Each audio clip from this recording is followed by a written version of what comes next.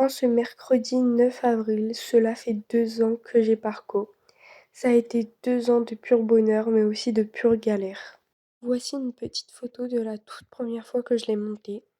Je l'ai acheté, j'étais débutante, j'avais pas encore mon galop 1. Et lui, il avait 18 ans. Quand je l'ai acheté, il était vraiment super maigre, il avait des marques sur les membres, etc.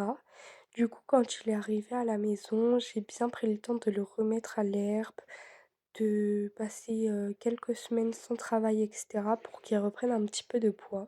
Après quelques semaines sans travailler, j'ai commencé à le travailler à pied. C'était assez compliqué parce que j'avais pas trop de base et lui, comme ça faisait longtemps qu'il n'avait pas travaillé à pied, bah c'était assez compliqué. Ensuite, Parco a vu le dentiste et il nous a annoncé, enfin il nous a appris que Parco avait été maltraité dans son ancienne écurie. Donc c'est pour ça qu'il avait des blessures au postérieur. Du coup, j'étais un petit peu anéantie, je savais pas trop quoi faire puisque je vous le rappelle, j'étais débutante. Donc j'ai demandé des conseils à ma coach qui m'a dit de beaucoup le travailler à pied. Et du coup, c'est ce que j'ai fait. Voilà à quoi ressemblaient nos premières séances à pied. C'était juste horrible. Il y avait quelques séances où c'était plutôt pas mal.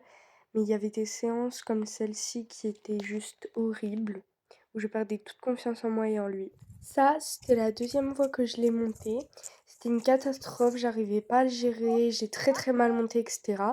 Et ensuite, j'ai continué à le monter. Donc, je l'ai monté de plus en plus en balade, sur le plat, tout en continuant le travail à pied.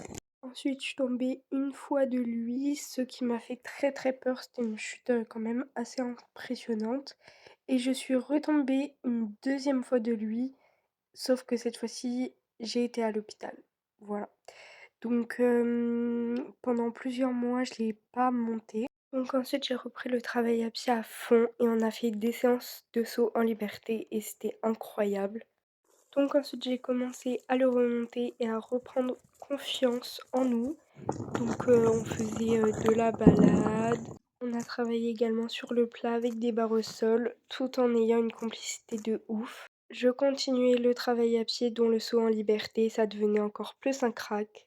Ça, c'était ma deuxième séance de saut montée avec lui et c'était franchement incroyable. Ça, c'était une des pires séances que j'ai pu faire avec Parco. Ça, c'était ma troisième séance de saut avec Parco et c'était horrible. Les sauts venaient hyper mal.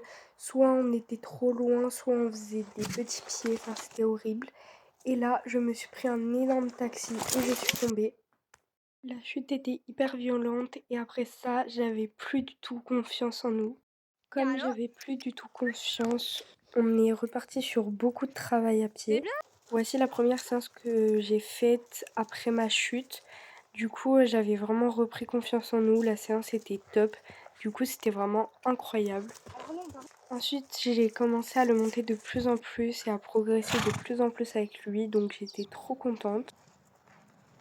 Là, du coup, on a fait notre première séance de saut depuis la chute. Et franchement, c'était plutôt pas mal, même s'il y avait des sauts qui étaient horribles. Et voilà, du coup, notre dernière séance. Donc, je trouve que depuis la première séance, on a énormément progressé. Donc, je suis trop fière. Donc, voilà, je vous ai raconté nos 2 ans avec Parco. Donc, j'espère que la vidéo vous aura plu. Bye!